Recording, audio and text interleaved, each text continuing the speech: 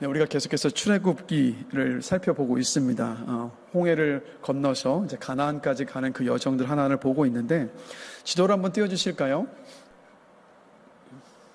네, 보시면 홍해를 건너서 이제 신광야에 들어선 이스라엘 백성들에게 하나님께서 어떻게 하셨냐면, 저 신광야에서 만나와 메추라기를 먹이셨고요, 그리고 안식일에 대하여서 가르쳐 주셨습니다. 그래서 이제 저 신광야를 떠나서 하나님께서 인도하신 곳이 어디냐면, 노란색으로 동그라미가 되어 있죠. 바로 르비딤이라는 곳입니다. 이 르비딤이라는 말의 뜻은 뭐냐면 쉬는 장소라는 뜻이에요. 쉬는 장소. 그래서 이 르비딤은 쉬는 장소라는 뜻으로 저 신광야에, 시내산에 가기 전에 있었던 지역인데, 그곳에 몇 안 되는 오아시스였습니다.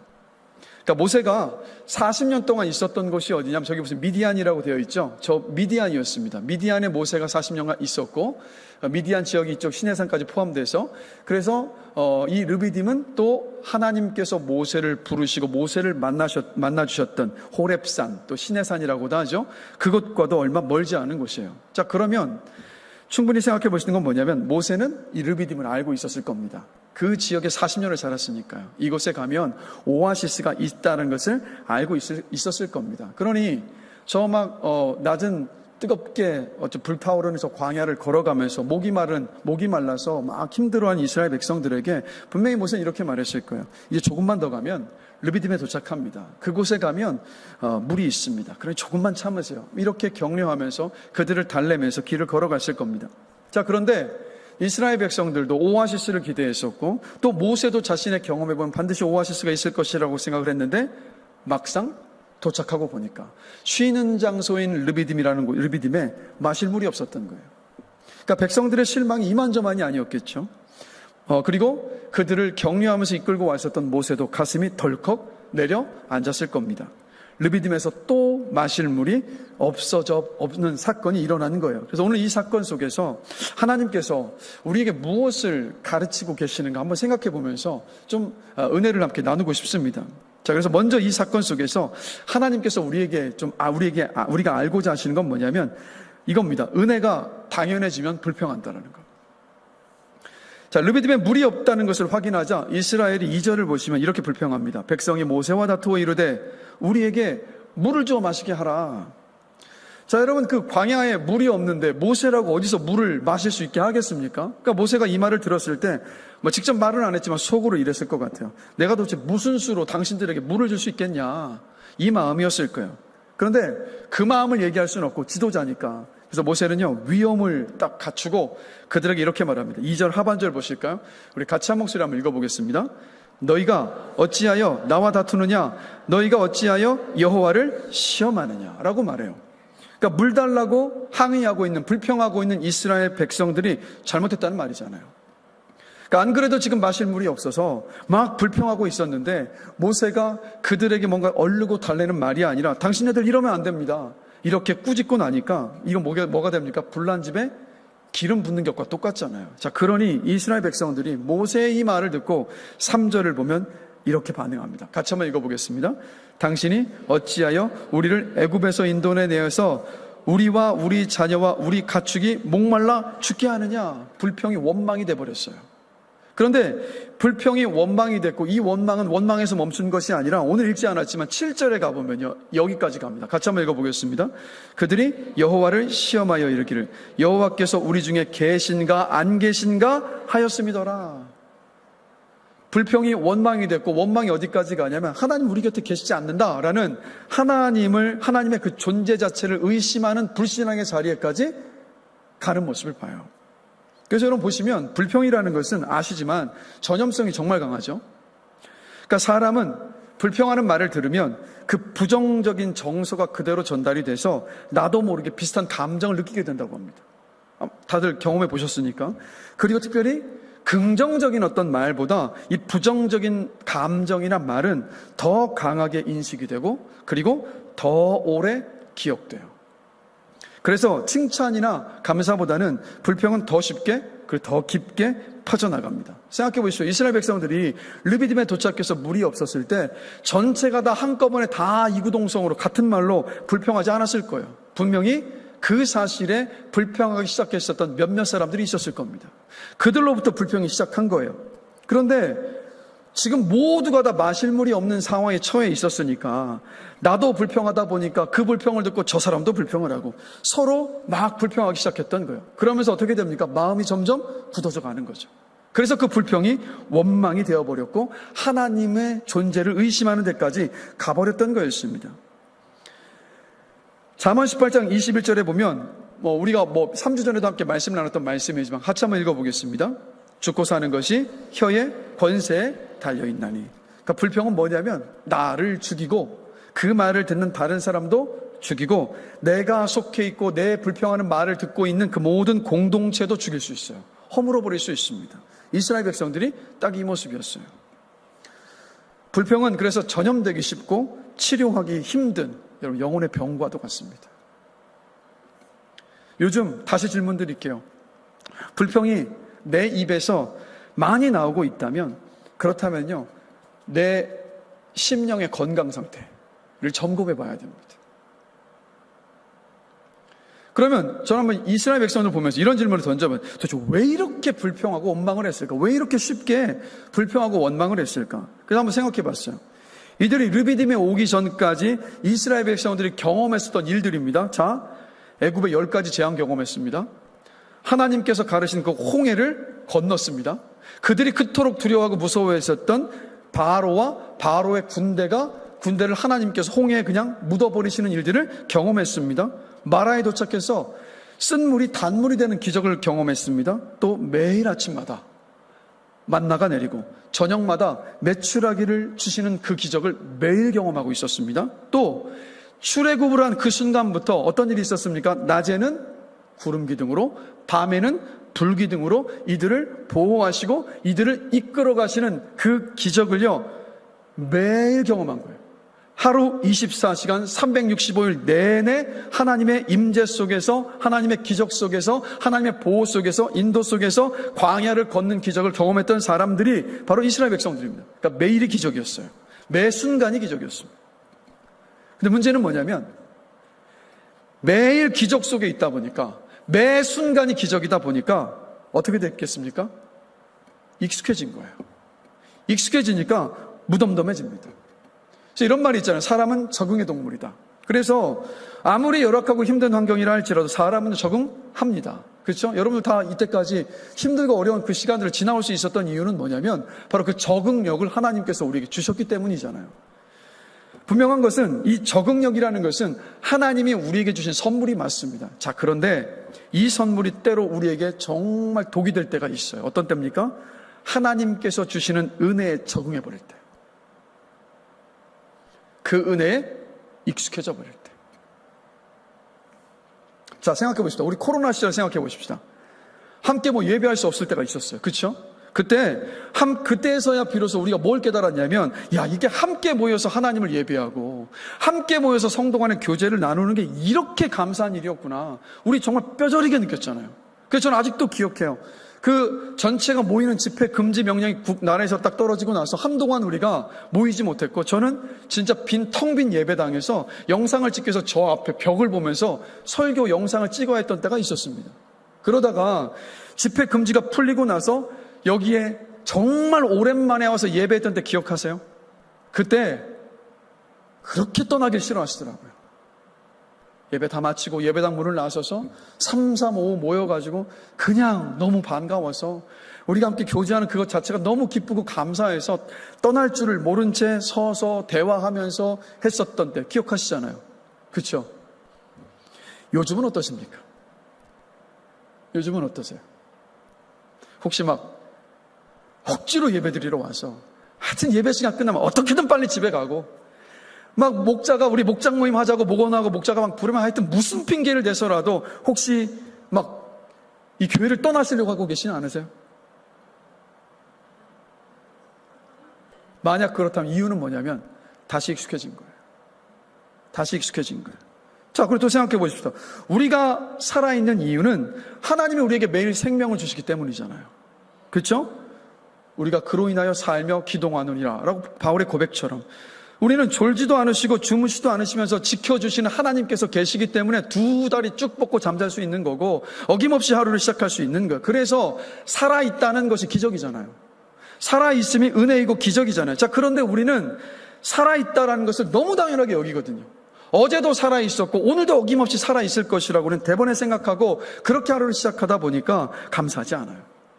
도리어 내 삶에 이것이 부족하고 저 사람에게 있는데 나에게 이것이 없고 또 이게 문제라고 우리 끊임없이 불평할 거리를 찾고 불평합니다. 또 구원의 은혜는 어떠세요? 처음 예수 믿으셨을 때, 처음 예수 만나셨을 때 어떠셨습니까? 그 은혜가 너무 기쁘고 감사해서 어쩔 줄 몰랐었잖아요. 막 만나는 사람마다 예수 믿으시라고, 예수 너무 좋다고, 그 구원의 은혜를 좀 입으시라고, 하나님께 예배하는 시간이 너무 기쁘다고 우리 막 들떠서 감격해서 기뻐서 그 이야기를 했던 우리들 아닙니까? 근데 지금은 어때요? 너무 잘 알아요. 너무 잘 알고 너무 잘 설명할 수 있고요. 너무 익숙해져 있어요.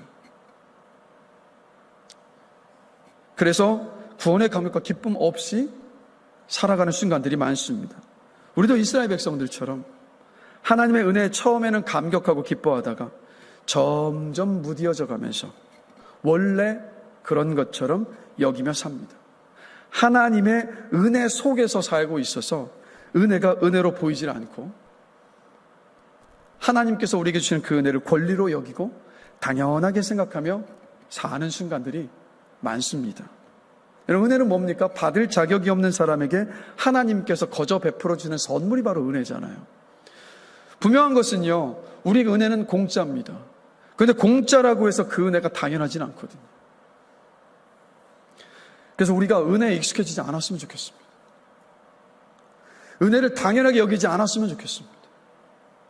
당연함을 그래서 깨뜨리는 가장 좋은 방법은 뭐냐면 감사하는 훈련이에요. 감사하는 훈련. 사도 바울이 데살로니가전서 5장 18절에서 이렇게 말하고 있습니다. 같이 한 목소리로 힘차게 한번 읽어보겠습니다. 모든 일에 감사하라. 이것이 그리스도 예수 안에서 너희를 향하신 하나님의 뜻이니라.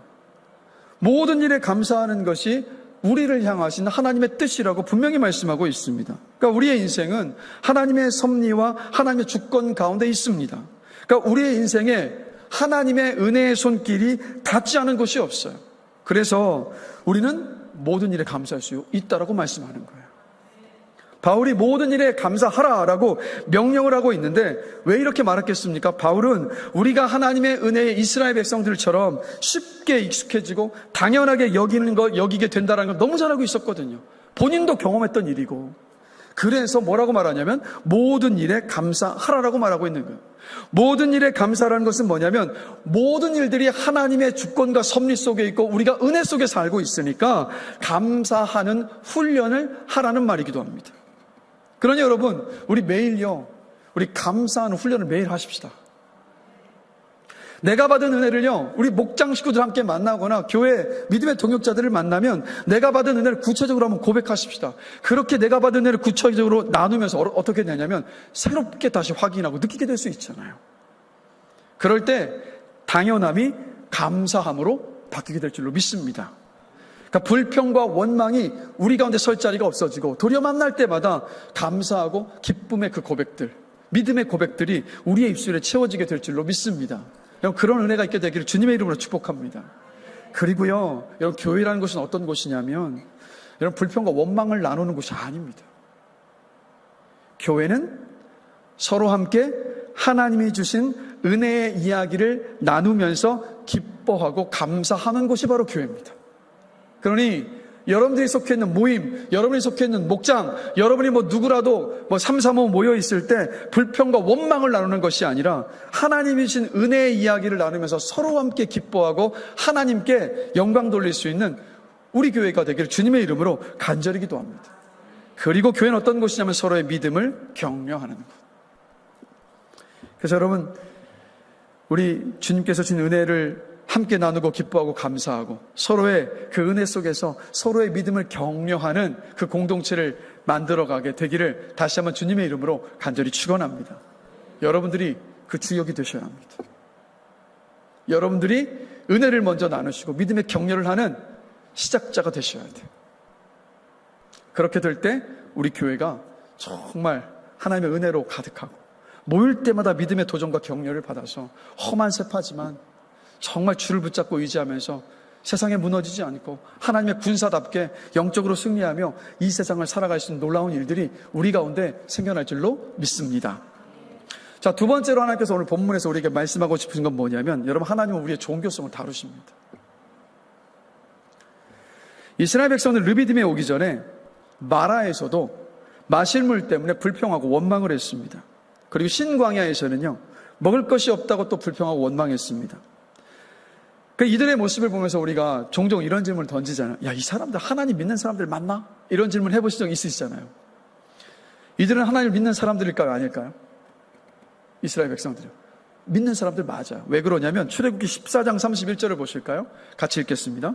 이스라엘이 여호와께 애굽 사람들에게 행하신 그 큰 능력을 보았으므로 백성이 여호와를 경외하며 여호와와 그의 종 모세를 믿었더라. 이들은 하나님 믿었습니다. 하나님을 경외했습니다. 신앙이 있었어요. 그런데 조건이 있었습니다. 이들이 하나님을 경외했을 때는 언제냐면 홍해를 건너고 나서 안전한 곳에 도착했을 때, 마실 물이 없던 마라에서 마실 물이 생겼을 때, 만나와 메추라기를 먹고 배불렀을 때 하나님을 경외했어요. 자, 오늘 보면 1절 보실까요? 같이 한 목소리 한번 읽어보겠습니다. 이스라엘 자손의 온 회중이 여호와의 명령대로 신광야에서 떠나 그 노정대로 행하여 르비딤에 장막을 쳤으나 백성이 마실 물이 없는지라. 자, 이들이 르비딤까지 왜 왔냐면, 왜 왔습니까? 여호와의 명령대로 신광야를 떠나서 하나님께서 인도하신 노정대로 르비딤에 온 거예요. 근데 그 결과는 뭐였어요? 마실 물이 없어요. 마실 물이 없는 거예요. 순종해서 왔는데 왜 마실 물이 없습니까? 하면서 이들은 불평하고 원망을 했습니다. 하나님의 존재를 의심하는 데까지 갔어요. 그 한마디로 이스라엘 백성들은 먹을 것이 없으면 먹을 것을 요구했고, 먹을 것이 채워지면 고기를 요구했습니다. 물이 없으면 물을 달라고 모세와 하나님과 다투었습니다. 이들은 뭐가 문제였냐면 애굽에서 누려왔었던 육체적이고 정서적인 만족에 대한 그 갈망으로 여전히 가득했던 사람들. 이들의 믿음은 광야 생활에 고단함과 먹을 것과 마실 것의 결핍 속에서 금방 사라져버린 거예요. 소멸돼 버렸습니다. 왜냐하면 이들의 주된 관심은요, 자신의 육신의 욕망에 있었거든. 먹을 것, 마실 것. 그래서 이들에게 하나님은 누구냐면 자신들이 필요한 안전과 먹을 것과 마실 물을 주시는 분, 아니 더 정확히는 주셔야 하는 분이에요. 이들에게 하나님은 뭐냐면 자신들의 바램과 소원과 필요를 들어주시는 분에 지나지 않았던 겁니다.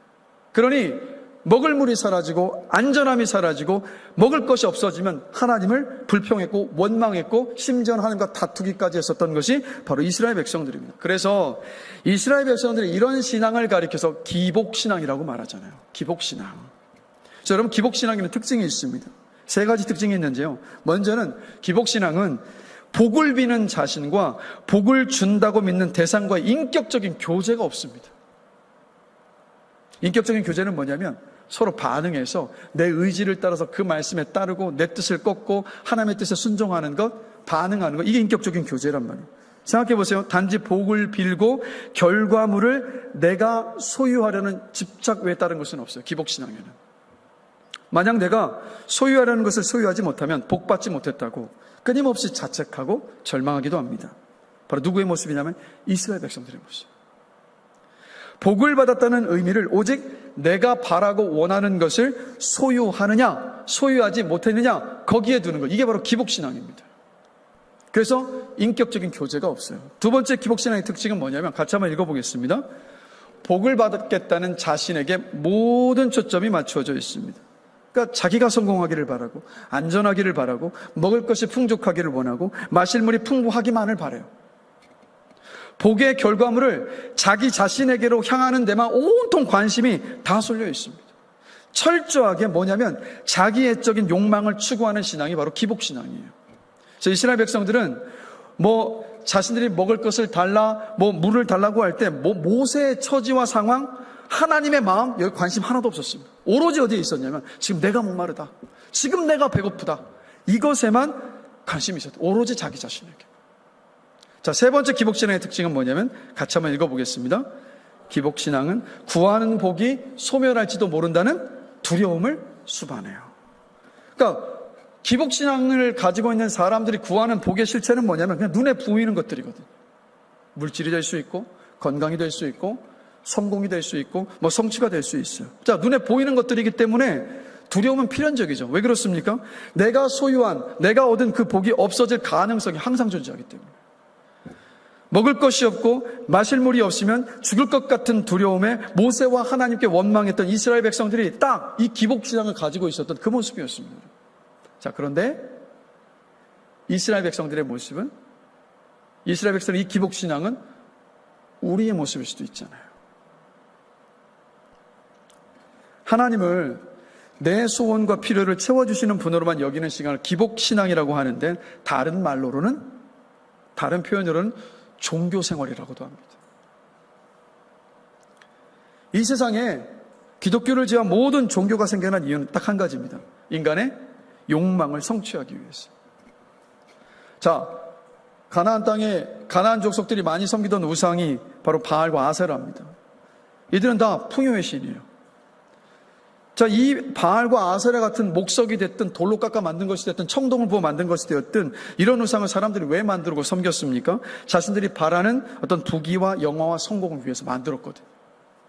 오직 그 신상을 딱 만들어 놓고 난 다음에 그 신을 어르고 달래서 내가 원하는 것을 얻어내기만 하면 그만입니다. 예를 들어서 요즘은 안 그렇겠지만 우리 예전에 뒷마당에 우리 막 어머님들이 정한수를 떠놓고 비나이다, 비나이다, 산신령께 비나이다, 우리 자식 대학교 잘 가게 하시고 좋은 직장 취직하게 해주십시오, 비나이다, 비나이다 할 때 이 비는 사람과 그리고 산신령 사이에 무슨 인격적인 관계가 있겠습니까? 그런 관계가 없어요. 또 내 미래에 대한 것을 얻고 싶어서 복채를 내는 점쟁이와 점을 보는 사람 사이에도 인격적인 관계는 없어요. 오로지 뭐만 있냐면 내가 바라는 것을 얻어내면 그만이거든요. 그래서 우상을 섬기는 사람과 그리고 섬기는 우상 사이에 인격적인 관계는 필요가 없습니다. 이게 바로 종교예요. 그래서 이스라엘 백성들은 400년 동안 애굽의 종교에 너무도 익숙해져 있었습니다. 애굽에는 모든 것이 다 신이었거든요. 심지어는 이 개구리, 어둠, 그러니까 10가지 재앙의 모든 것들이 다 애굽 사람들이 섬기고 있었던 신이에요, 여러분. 그 신을 어르고 달래서 무언가 내가 필요하고 원하는 것을 얻어내려는 그 종교에 너무 익숙해져 있었던 사람들이 바로 이스라엘 백성들입니다. 바로 가짜 신을 섬겼고 종교에 빠져 있었던. 그래서 이스라엘 백성들을 광야로 이끄셔서 그 힘들고 어려운 일을 지나가게 하시면서 그들에게 힘들고 어려울 때 은혜를 베푸셨던 이유는 뭐냐면 바로 그 시간들을 통해서 그들의 종교생활, 종교성을 다 걷어내시고자 하셨던 거였어요. 그 종교성을 다 걷어내시고 뭘 원하셨냐면 바로 이들이 하나님과 인격적인 만남과 교제를 하기를 원하셨던 겁니다. 즉 하나님의 백성으로 만드시기 위해서 이스라엘 광야로 이끌어 가셨던 거예요. 자, 르비딤에 물이 없을 때 이스라엘 백성 가운데 여러분 생각해 보세요. 하나님이 우리가 홍해를 건널 때 도우셨습니다. 광야에서 우리가 굶주릴 때 하늘에서 만나를 내려주셨고 메추라기도 보내주셨습니다. 불과 얼마 전에 마라에서 그 죽음의 물 때문에 우리가 마실 물이 없을 그때 생각해 보세요. 모세를 통해서 생명의 물로 바꿔주시지 않으셨습니까? 우리 모두 그 하나님께 갈증을 해결해 달라고 함께 기도합시다라고 기도한 사람이 단 한 사람도 없어요. 하나님 뭘 원하셨냐면 지금까지 이스라엘 백성들이 경험했었던 기적을 통해서 지금의 르비딤의 이 물이 없는, 마실 물이 없는 문제 앞에서 하나님을 찾고 하나님 앞에 무릎 꿇길 바라셨던 거예요.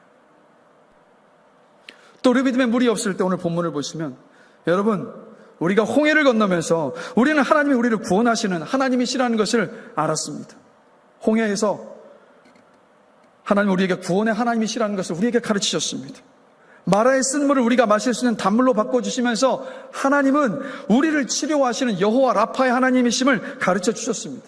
이처럼 르비딤의 목마른 광야 동안 우리에게 중요한 교훈을 반드시 하나님께서 주실 겁니다.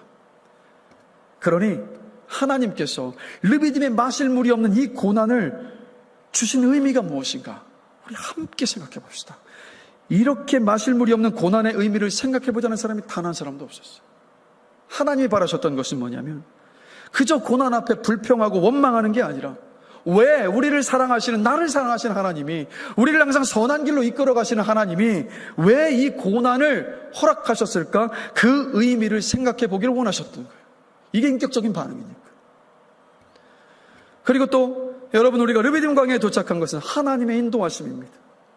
하나님께서 우리를 이곳으로 인도하셨기에 우리를 여기에 오게 하신 데는 다 뜻이 있습니다. 그럼 우리 함께 여기에 르비딤까지 인도하신 하나님의 뜻이 무엇인가? 우리 함께 생각하고 찾아봅시다. 이렇게 하면서 이곳까지 인도하신 하나님의 뜻이 무엇인가를 생각해 보자고 제안했던 사람도 단 한 사람이 없었어요. 하나님, 이스라엘 백성들이 여기까지 인도하신 하나님의 뜻이 무엇인가를 묻고 생각해 보기를 바라셨어요. 그 하나님과의 인격적인 교제.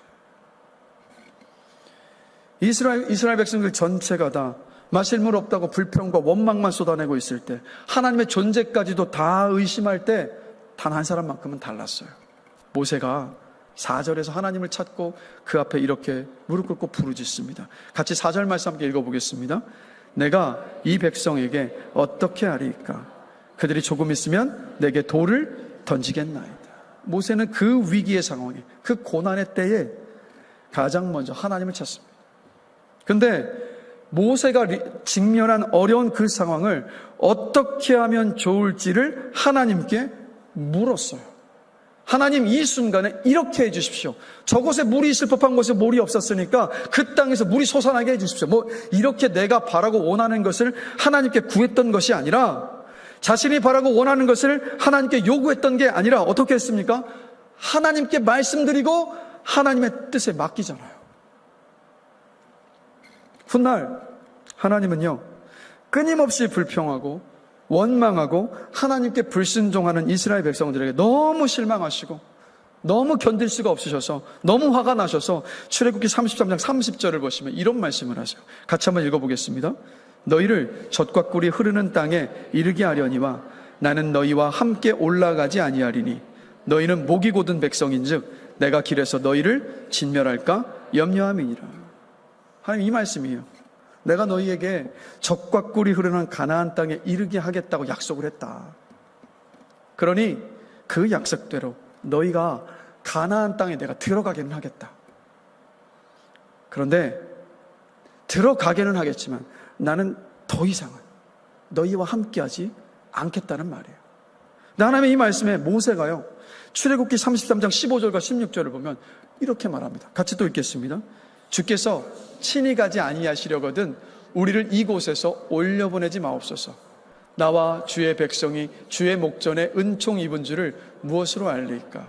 주께서 우리와 함께 행하심으로 나와 주의 백성을 천하 만민 중에 구별하심이 아니니까. 이런 뜻이잖아요. 하나님, 아무리 젖과 꿀이 흐르는 가나안 땅에 우리를 들어가게 하신다고 해도, 하나님, 저는 하나님이 함께 가지 않으시면 저 들어가지 않아도 좋습니다. 들어가지 않겠습니다.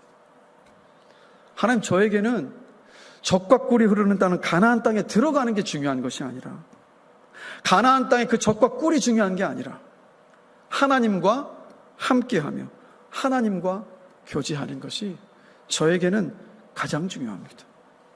하나님, 우리가 이 천하의 다른 민족과 구별되는 점은 하나님과의 교제 아닙니까? 그러니 하나님, 꼭 같이 가주세요. 이 고백입니다. 그럼 모세가 도대체 하나님과 어떤 관계 속에 있었기에 이런 고백을 할 수 있었을까? 자, 그 답이 출애굽기 33장 11절에 있어요. 같이 한번 읽어보겠습니다. 사람이 자기의 친구와 이야기함 같이 여호와께서는 모세와 대면하여 말씀하시며 모세는 진으로 돌아오라. 어떻게 했냐면 사람이 자기의 친구와 이야기함 같이 여호와께서 모세와 대면하여 말씀하셨다. 모세는 장막에 매일 갔어요. 하나님 앞에 매일 찾아갔습니다. 근데 그 이유가 뭔가를 얻어내고 내 마음의 소원을 좀 하나님께서 응답해 주길 바라서 그 자리에 갔던 게 아니라, 물론 이스라엘 백성들 이끌어갈 책임이 그에게 있었어요. 가나안 땅까지 이끌어갈 때 하나님의 인도하심 속에서 그들을 격려하고 그들의 믿음을 도전하면서 그들을 위해서 기도하면서 그렇게 끌고 가야 할 책임이 그에게 있었습니다. 물론 그렇게 책임을 감당할 능력과 은혜도 구했겠죠. 그러나 모세가 하나님의 앞에 서서 그 장막을 찾아갔던 주된 이유는 뭐냐면 하나님을 만나고 싶었어요. 하나님과 대화하고 싶었어요. 하나님과 교제하고 싶어서였던 거예요. 그래서 광야 40년의 그 출애굽의 여정, 광야 땅에서 그 40년의 시간이 모세에게는요, 고통과 고난과 불평과 원망의 광야가 아니었어요. 그 광야는 어떤 시간이었냐면 하나님과 그 어느 때보다도 그 어떤 곳에서보다도 깊은 관계를 누렸던 것. 광야가 하나님과 정말 친밀하게 데이트하는 곳이었습니다. 모세는 그 광야 40년 동안 하나님과 깊고 친밀한 인격적인 관계 속에서 있었고 하나님과 그 깊은 관계를 누렸던 거예요. 그래서 그 관계 속에서 모세가 광야 40년의 생활을 회고하면서 이렇게 고백하잖아요. 신명기 1장 31절 같이 한 목소리 한번 읽어보겠습니다. 광야에서도 너희가 당하였거니와 사람이 자기의 아들을 안는 것 같이 너희의 하나님 여호와께서 너희가 걸어온 길에서 너희를 안으사 이곳까지 이르게 하셨느니라. 이스라엘 백성들은요, 먹을 것 없다고, 마실 물이 없다고, 아말렉이 쳐들어온다고, 밤에 짐승이 두렵다고, 낮에는 너무 뜨겁다고, 밤에는 너무 춥다고, 시시콜콜 모든 것들이 다 불평과 원망할 거리였고 하나님께 불순종했잖아요. 그런데 모세는 그 광야 40년을 다 돌아보니까 어떤 시간이었냐면 하나님이 마치 우리 어머니가 나를 품에 안기셔서 나를 먹이시고 보듬어 안으시면서 그렇게 오셨던 것과 똑같은 길이었노라. 어떻게 이런 고백할 수 있었겠습니까? 하나님과 너무 깊고 친밀한 관계 속에 있었기 때문에. 하나님과의 친밀한 관계에서만 나올 수 있는 고백입니다. 그런데 이 말씀을 준비하면서 정말 마음에 기도하게 되더라고요. 하나님, 저도 하나님과 이런 관계 누리고 싶습니다. 모세가 하나님과 친구처럼 매번 깊이 이야기하고 대화 나눠서 그 얼굴에 광채가 휩싸여서 수건으로 얼굴을 가려야 했던 것처럼 저도 하나님과 교제하면서 정말 그 안에서 잠기고 기뻐하고 싶습니다. 하나님을 더 알고 싶고 그 사랑 안에 제가 그냥 풍덩 빠져서 헤엄치고 누리고 싶습니다. 이 고백이, 이 기도가 나오더라고요. 여러분들도 같은 마음이신 줄로 믿습니다. 하나님은 이스라엘 백성들과도 바로 모세와 같은 이런 친밀한 관계를 맺고 싶으셨던 거예요. 근데 저와 여러분을 향한 마음도 똑같아요. 어떻게 하시는지 아세요? 하나님이 우리와 얼마나 교제하고 싶어 하시는가 예수님이 너무 잘 말씀해 주고 계세요. 요한계시록 3장 20절입니다. 같이 한 목소리 한번 읽어보겠습니다. 볼지어다 내가 문 밖에 서서 두드리노니 누구든지 내 음성을 듣고 문을 열면 내가 그에게로 들어가 그와 더불어 먹고 그는 나와 더불어 먹으리라. 아멘.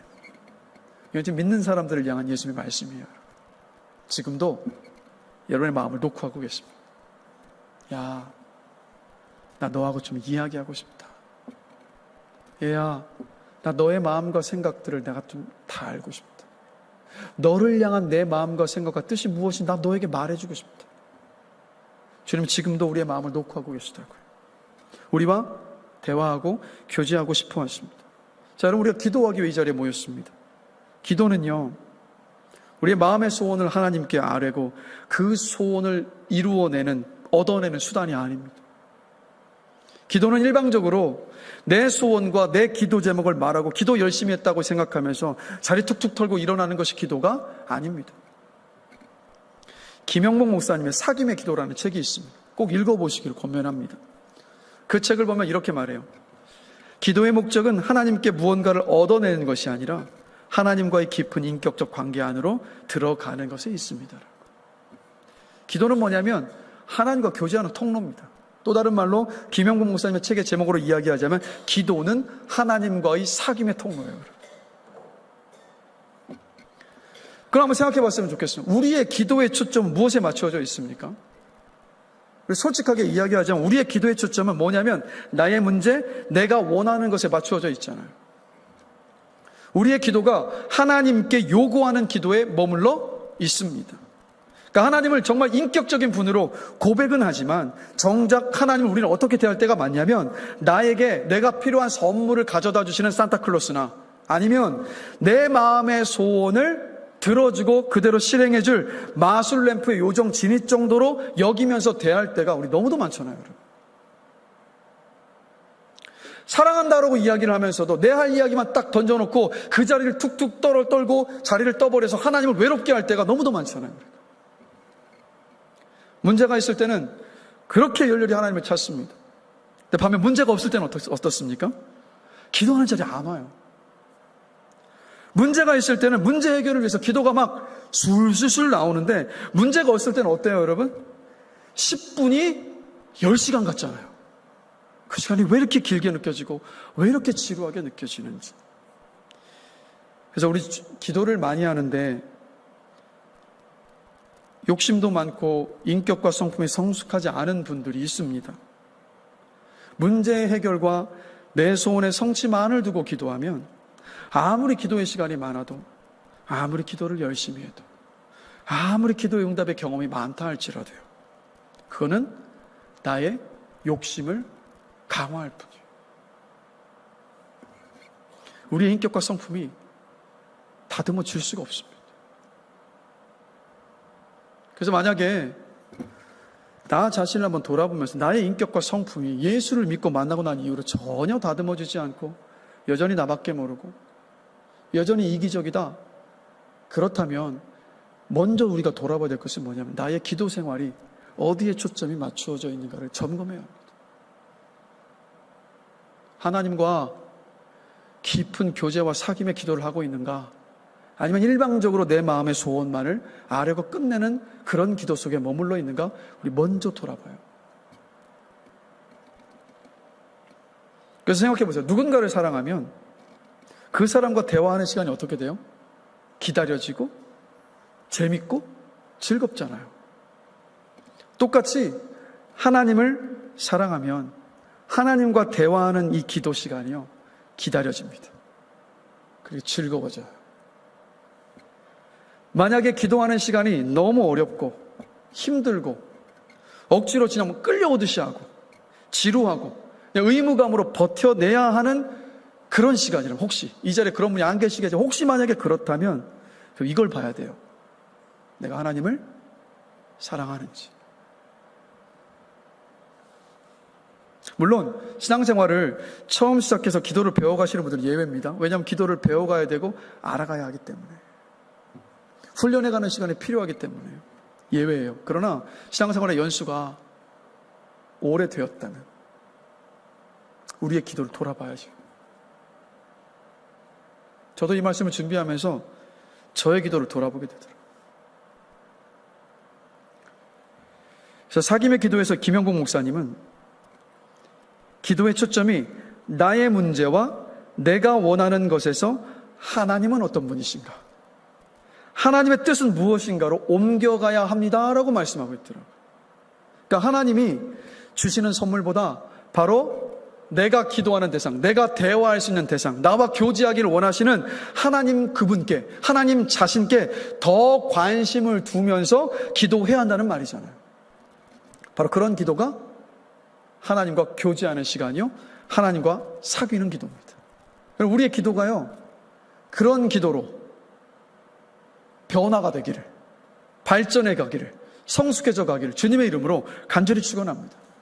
그래서 김영봉 목사님의 책의 내용들을 한번 돌아보니까 또 이거 한번 생각해 보면 우리도 각자 주님과 인격적인 어떤 친밀한 교제, 기도의 경험들은 다 있거든요. 이런 거 아니겠어요? 기도할 때마다 내 문제와 문제 해결과 내 소원만을 두고 기도하는 것을 탈피해서 기도할 때마다 먼저 죄를 회개하면서 기도하는 거예요. 근데 이게 단순히 막 죄책감 때문에 내 기도 응답해 주시지 않으실까 봐 그게 아니라 내가 죄를 지으면서 주님의 마음을 아프게 했다는 그 심정을 가지고 죄로 인하여서 막히고 어색해진 이 하나님과의 관계를 회복하기 위해서 기도하는 거예요.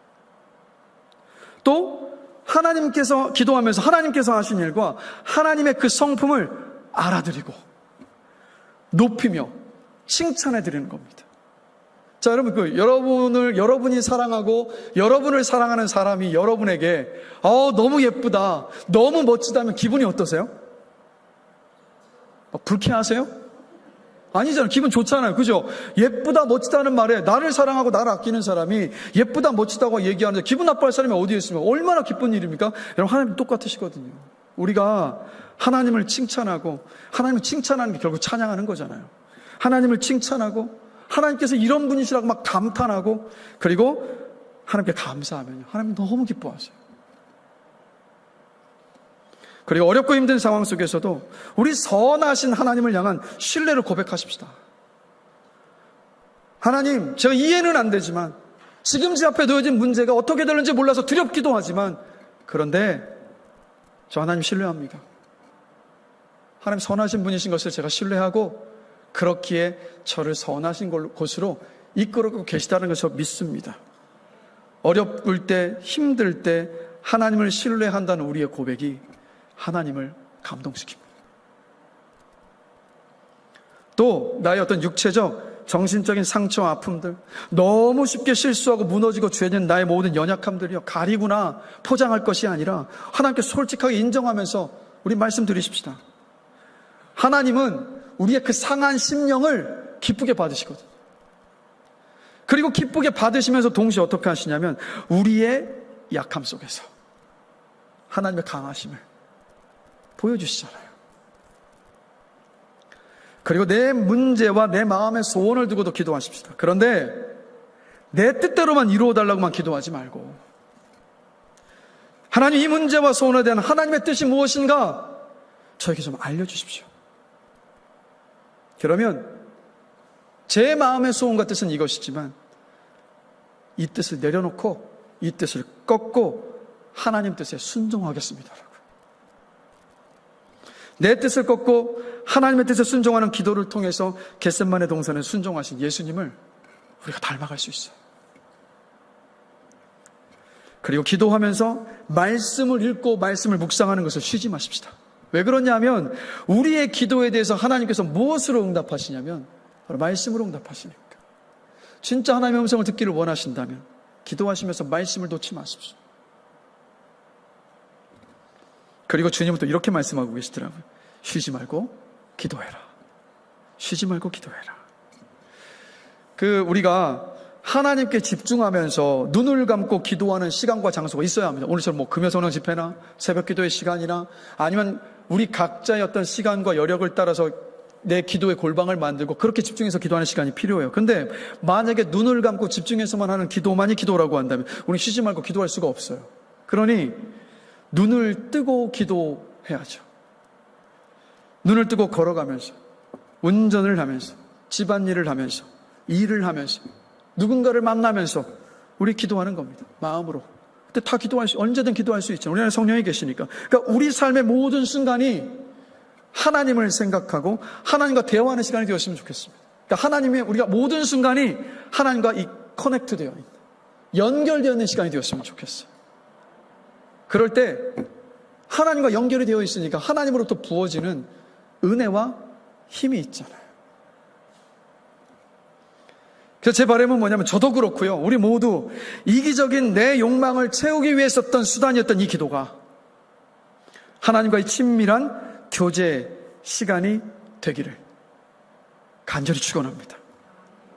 그래서 어떤 상황 속에서 흔들리지 않는 평안, 성령의 임재를 통해서 얻는 기쁨과 능력, 우리 영혼과 육체의 건강한 회복, 세상을 하나님의 관점으로 바라보는 그 믿음의 시각, 예수님의 인격과 성품을 닮아가는 성숙함, 하나님과 이웃을 더 깊이 사랑하게 되는 기도의 그 놀라운 열매들이 맺혀지게 되기를 주님의 이름으로 축복합니다. 이게 기도의 열매들이에요. 그래서 하나님과의 사귐의 시간인 기도의 시간이 여러분 우리에게요 좀 가장 기대되는 시간 가는 줄 모르고 하나님과 교제하며 기뻐하는 시간이 되기를 주님의 이름으로 간절히 축원합니다. 네, 여러분 이거요 단방에 안 된다는 거 아시죠? 하나님을 만나고 갈망하는 마음을 가지고 기도의 자리에 와서 하나씩 훈련해 나가면서 그럴 때 비로소 이 기도의 시간이 하나님과 깊은 교제 속에 들어가는 시간이 될 수 있습니다. 모세라고 하루아침에 하나님과 친구처럼 대화했겠습니까? 그에게도 40년의 광야의 시간이 있었잖아요, 여러분. 그러니 우리에게 소망이 있죠. 여러분, 그런 깊은 관계 속에 들어가게 되시길 주님의 이름으로 축복합니다. 우리 창심 다 올라와 주실까요? 말씀을 마무리하겠습니다. 제가 아내의 지인의 고백을 얼마 전에 듣게 됐어요. 이런 고백이었어요. 너무 놀랐어요. 하나님과의 교제 속에서 정말 기쁘고 행복합니다. 지금 주님께서 오셔서 하나님의 나라가 임하게 된다 해도 전혀 어색하지 않을 것 같다. 도대체 얼마나 하나님과 깊고 친밀한 교제 속에서 하나님을 기뻐하고 주님께서 나를 사랑하시는 것에 감사하고 충만한 가운데 있으면 그 하나님과의 사랑과 만남과 교제를 누리고 있으면 이런 고백을 할 수 있을까요?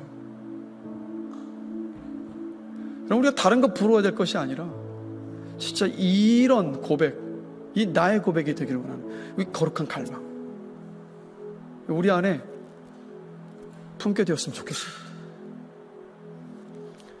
예수님께서 이 세상에 오신 목적은요, 우리 죄를 다 담당하시고 하나님과 끊어졌던 관계를 회복시키시기 위해서 오셨습니다. 종교와 종교성을 허물고 하나님과의 깊고 친밀한 관계를 우리가 알고 누리게 하시기 위해서 이 땅에 오셨고 십자가를 지셨고 부활하셨습니다. 그게 예수님께서 우리에게 주시고 싶으셨던 선물이에요. 여러분, 그러니 기도를 통해서 하나님과 깊이 교제하며 기뻐하는 하나님과 그 사귐의 기도를 훈련하고 만들어가고 누리게 될 수 있는 저와 여러분이 되기를 주님의 이름으로 간절히 축원합니다.